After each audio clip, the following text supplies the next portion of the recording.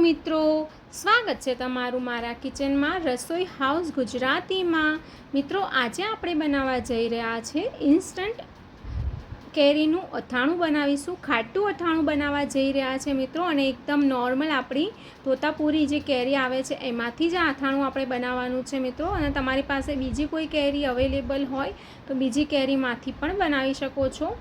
તો મિત્રો, અહીં આગળ મેં કેરી જે છે એને બરોબર રીતે ધોઈ લીધી છે, અને ધોયા પછી આપણે એને લૂછી લઈશું।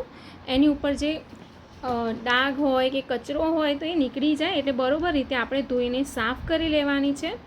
તો અહીંયા આગળ મેં બધી જ કેરીને બરોબર રીતે ધોઈને લૂછી કાઢી છે મિત્રો। હવે શું કરીશું કે બધી જ કેરીના નાના નાના ટુકડા કરી લઈશું। મિત્રો, તમને ફાવે એ રીતે તમે ટુકડા કરી શકો છો। અહીં આગળ મેં એકદમ જ નાના નાના ટુકડા કર્યા છે, પણ તમને અથાણામાં જો મોટા ટુકડા ફાવતા હોય અને મોટા ટુકડા ગમતા હોય તો તમે કેરીના અને હું જે ટુકડા કરી રહી છું એના કરતાં મોટા ટુકડા કરી શકો છો।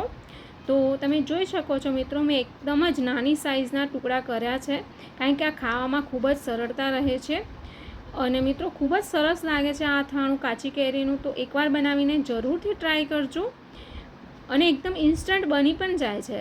3-4 દિવસ પછી તો ખાવશો તો તેનો સ્વાદ તો એકદમ જ સરસ આવે છે મિત્રો। તો મેં અહીંયા આગળ કેરીના ટુકડા કરી લીધા છે અને એક બાઉલમાં ટ્રાન્સફર કરી લઈશું। હવે એક બાજુ આપણે તેલ ગરમ થવા મૂકી દઈશું, કારણ કે તેલ ગરમ કરીને એકદમ ઠંડુ થાય પછી જ આપણે અથાણામાં નાખવાનું છે। તો તમે જોઈ શકો છો મિત્રો, એકદમ તેલમાંથી વરાળ આવે એ રીતે મેં તેલને ગરમ કરી લીધું છે, અને હવે અથાણાનો મસાલો તૈયાર કરીશું। તો અથાણાના મસાલો બનાવવા માટે 2 ચમચી મેં અહીંયા આગળ જીરું લીધું છે, અડધી ચમચી મેથી નાખવાની છે, અને 3 ચમચી રાઈ નાખવાની છે। મિત્રો, તમારી રાઈની જગ્યાએ તમારે પીળી રાઈ હોય એનો પણ ઉપયોગ કરી શકો છો, અને રાઈના કુરિયા અને મેથીના કુરિયાનો ઉપયોગથી પણ તમે આ મસાલો બનાવી શકો છો, અને ખૂબ જ સરસ રીતે બનીને તૈયાર થઈ જાય છે। બરોબર રીતે આપણે શેકી લેવાનો છે આ બધા જ મસાલાને। રાઈ, જીરું અને મેથી ત્રણેય વસ્તુને બરોબર શેકીને ઠંડુ થવા મૂકી દઈશું એક બાજુ। ત્યાં સુધી આપણે જે કટકી કરી હતી કેરીમાં એમાં હળદર નાખી દઈશું, અને હળદર નાખ્યા પછી એની અંદર મીઠું પણ નાખી દઈશું। આ સ્ટેપ કરવું ખૂબ જ જરૂરી છે મિત્રો। અહીં આગળ હળદર અને મીઠું નાખ્યા પછી બધી કટકીને કોટિંગ થઈ જાય એ રીતે સરસ રીતે કેરીને મિક્સ કરી લઈશું। આપણે જે હળદર અને મીઠું છે એ કેરીને આજુબાજુ બધું બરોબર રીતે મિક્સ થઈ જાય। તો મિત્રો, તમે જોઈ શકો છો કે બરોબર રીતે મેં કટકીને મિક્સ કરી લીધી છે। હવે મસાલો તૈયાર કરીશું। જે આપણો મસાલો તે ઠંડો થઈ ગયો છે, અહીંયા આગળ મેં મિક્સરનું જાર લઈ લીધું છે, એમાં આખો જે બધો મસાલો આપણે શેકીને રાખ્યો હતો એ મિક્સરની જારમાં લઈ લઈશું। હવે અહીંયા આગળ મિત્રો મેં 2 ચમચી લાલ તીખું મરચું નાખ્યું છે, અને 3 ચમચી મેં અહીંયા આગળ કાશ્મીરી મરચું નાખ્યું છે। કાશ્મીરી મરચું નાખવું ઓપ્શનલ છે, પણ તમે નાખશો તો એનો કલર ખૂબ જ સરસ આવશે, તો તમે નાખી શકો છો જો તમારી પાસે અવેલેબલ હોય તો। અહીંયા આગળ મેં બધા જ મસાલાને મિક્સ કરી લીધો છે, અને તમે આ જોઈ શકો છો કે આપણો અથાણાનો મસાલો ઘરે જ બનીને તૈયાર થઈ ગયો છે।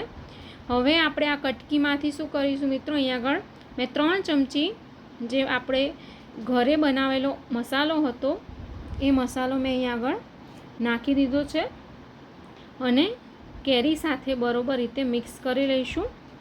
અને તમે મિત્રો આ હળદર ને મીઠું નાખશો તો કેરીમાંથી થોડું પાણી છૂટશે, તો મસાલો થોડો મેં વધારે નાખ્યો છે, એનાથી શું થશે કે મસાલામાં પાણી આવી જશે અને બરોબર રીતે મસાલો પણ મિક્સ થઈ જશે।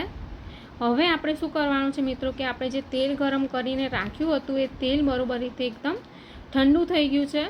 હવે બધું જ તેલ આપણે કેરીની અંદર નાખી દઈશું, અથાણામાં નાખી દઈશું, અને બધું જ તેલ નાખ્યા પછી બરોબર રીતે મિક્સ કરી લેવાનું છે। તો મેં ચમચીની મદદથી બધું જ મિક્સ કરી લીધું છે। આ તેલ જે છે મિત્રો તમારે વધારે નાખવાનું છે। જો તમને આ અથાણું બનાવીશું તો આ કમસે કમ તમે 15 દિવસ મહિના સુધી આરામથી ખાઈ શકો છો, બગડશે નહીં. પણ તમારે તો પણ તેલ આની અંદર થોડું આગળ પડતું જ નાખવાનું છે. તેલ વધારે હશે તો એની જે ટકવાનો સમયગાળો છે એ વધી જશે. તો મેં અહીંયા આગળ તમે જોઈ શકો છો ઉપર એકદમ તેલ તરે છે એ રીતનું મેં અહીંયા આગળ તેલ રાખ્યું છે. તેલ વધારે રાખશો તો સરસ રીતે આપણું અથાણું જળવાઈ રહેશે, એમાં બગડશે નહીં. હવે મેં મિત્રો બરણીમાં ભરી દીધું છે. અથાણું કેવું લાગ્યું, સારું લાગ્યું હોય તો મારી ચેનલને લાઈક કરો અને સબસ્ક્રાઈબ કરજો.